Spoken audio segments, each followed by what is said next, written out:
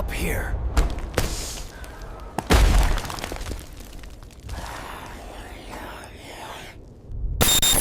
It started with a noise so faint that Claire almost thought she was imagining it.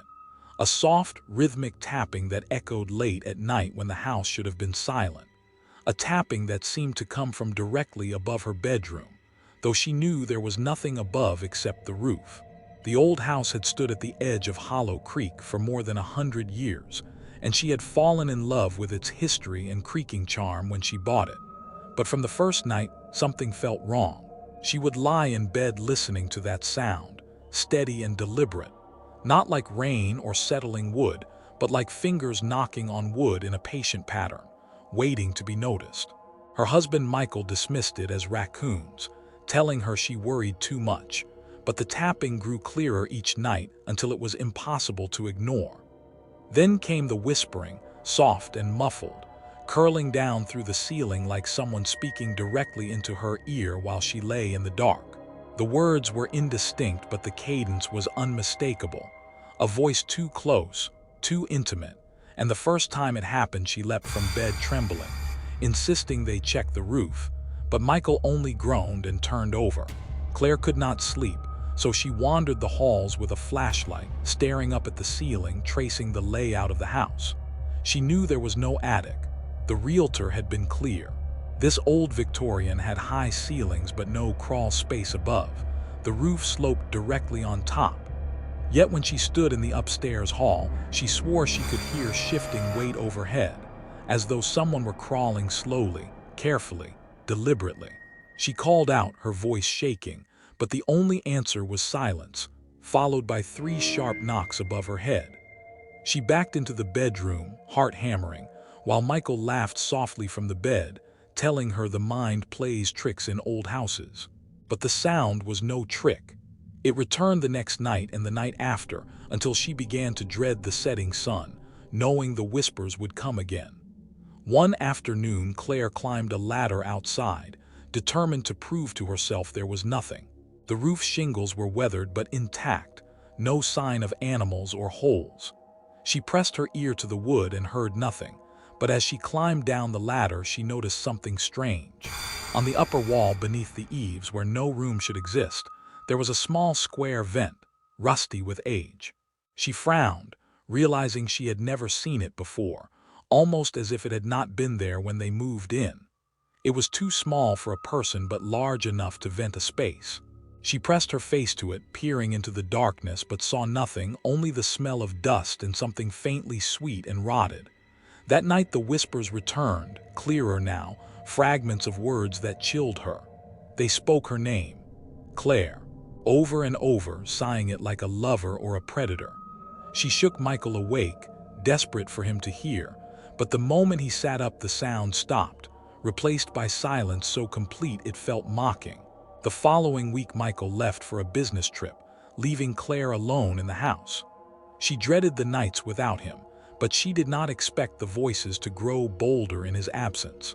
The first night alone, she awoke to the unmistakable sound of someone walking above her, slow, dragging steps pacing the length of the ceiling.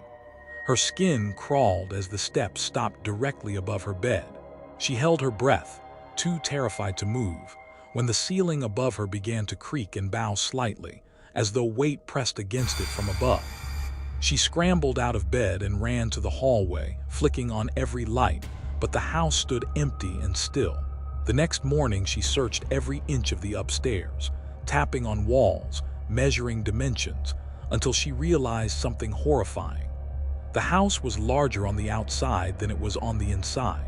There was an extra section of roof that had no corresponding room below, a hidden void that should not exist. That evening she called her sister Anna, begging her to stay over.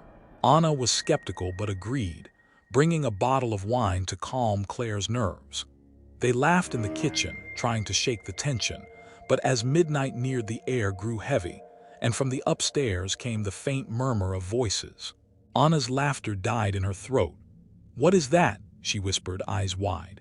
Claire grabbed her arm, relief flooding her that someone else finally heard it. Together they crept up the stairs, the whispers growing louder, fragments of sentences swirling. She is here, she is listening. At the end of the hall, a thin line of light shone from the ceiling, as if a door cracked open in a place where no door should be. Anna stared in disbelief. There's a room up there. The light vanished suddenly, plunging them into darkness, followed by the slam of something heavy above them. Anna screamed and they fled downstairs, locking themselves in the living room until dawn. In the morning, Anna begged Claire to leave the house to sell it, but Claire was determined to know the truth. She called a contractor, telling him she suspected there was a hidden attic. He was doubtful but agreed to investigate. He measured the exterior and compared it to the interior, scratching his head.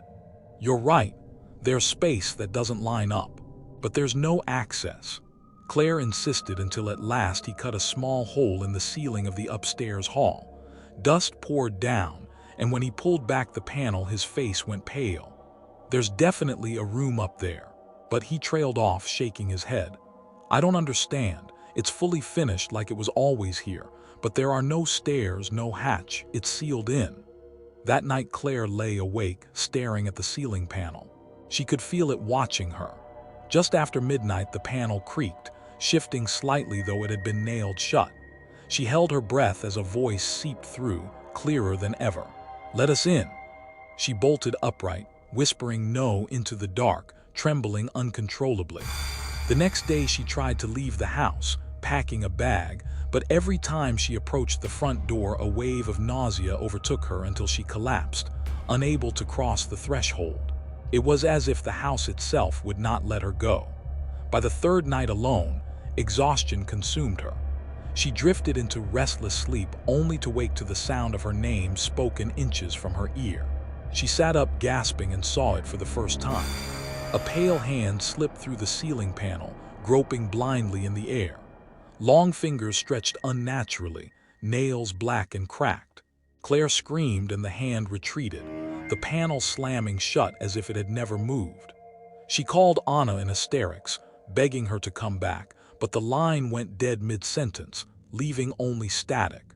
When Anna arrived the next morning, she found Claire pale and trembling, clutching a kitchen knife. Claire begged her to help open the attic fully to end this nightmare. Against her better judgment, Anna agreed. Together they pried the panel wide enough for a ladder. The smell that poured out was suffocating, a mixture of mold and rot. Claire climbed first, flashlight trembling in her grip. The beam cut through thick dust, illuminating the impossible. The attic was vast, far larger than the footprint of the house, stretching into darkness. Old furniture sat in rows, covered in sheets, and against the far wall, dozens of chairs faced the center of the room, as though arranged for an audience. In the middle sat a small wooden cradle, rocking gently though no wind stirred. Anna climbed after her, whispering, "We should not be here." Claire approached the cradle, her skin crawling. Inside lay a bundle of cloth, ancient and tattered. She leaned closer and froze. The bundle moved. Slowly, with a sound like dry leaves, the cloth shifted, and from within a face stared up. Not a baby's face, but something shriveled and gray, eyes too large, mouth stretched into a grin full of tiny teeth. It whispered her name. Claire stumbled back, dropping the flashlight. In the flickering beam, shadows rose from the chairs, figures seated and waiting, now standing, faceless forms leaning toward her. Anna screamed and tried to climb back down the ladder, but it was gone, replaced by solid floor. They were trapped. The figures closed in, whispering in unison, a chorus that filled the cavernous attic. Claire clutched Anna's hand, sobbing, but the shadows pressed closer, cold hands grasping.